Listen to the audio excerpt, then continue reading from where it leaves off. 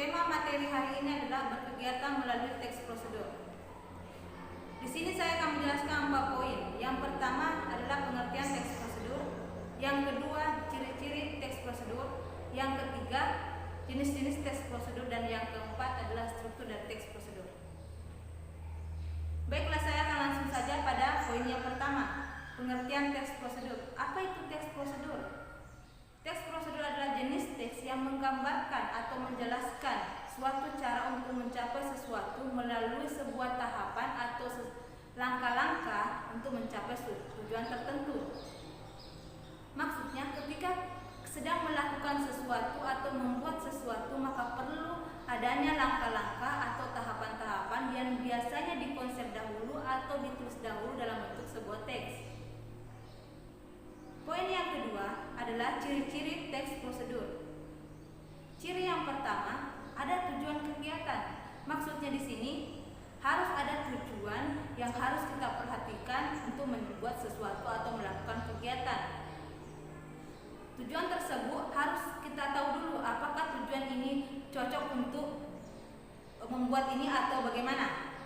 Kemudian yang kedua adalah ada bahan atau material yang diperlukan untuk membuat sesuatu atau melakukan sesuatu. Kemudian ciri yang ketiga, ada langkah-langkah atau tahapan-tahapan yang perlu kita perhatikan sebelum melakukan suatu kegiatan atau membuat suatu barang. Ciri yang keempat, ada batasan atau aturan yang perlu kita perhatikan sebelum melakukan kegiatan atau membuat suatu barang tersebut, dan aturan tersebut harus betul-betul dilakukan dengan baik. Baiklah, saya akan melanjutkan pada poin yang ketiga, yaitu jenis-jenis teks prosedur. Jenis teks prosedur ada 3 macam. Yang pertama yaitu jenis teks prosedur sederhana. Jenis teks prosedur sederhana adalah jenis teks yang langkah-langkahnya hanya memiliki 2 atau 3 langkah saja. Misalnya atau contohnya seperti cara meminum obat. Biasanya cara meminum obat ini hanya memiliki 2 atau 3 langkah saja yang bisa dilakukan untuk mencapai tujuan tertentu. Kemudian jenis teks yang kedua adalah jenis teks prosedur protokol. Kalau jenis teks prosedur protokol di sini adalah jenis teks yang tahapannya atau langkah-langkahnya bisa diubah sesuai dengan keinginan kita. Misalnya, orang pertama dan orang kedua cara membuat pisang hijau. Biasanya hasilnya akan sama, tetapi dengan tahapan yang berbeda atau langkah-langkah pembuatannya yang berbeda, seperti itu. Kemudian jenis teks yang ketiga adalah jenis teks prosedur kompleks. Jenis teks prosedur kompleks adalah jenis teks yang memiliki tahapan atau langkah-langkah dan sublangkah yang bertahap.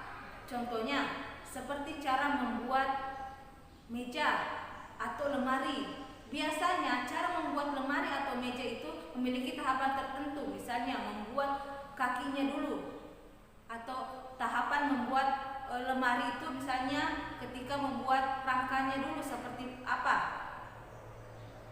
Ya, jadi jenis teks prosedur kompleksnya jenis teks yang betul-betul berbeda dengan jenis teks yang kedua tadi, yang pertama dan kedua tadi. Ini sangat kompleks sekali karena harus memiliki beberapa sublangkah yang bertahap, seperti itu.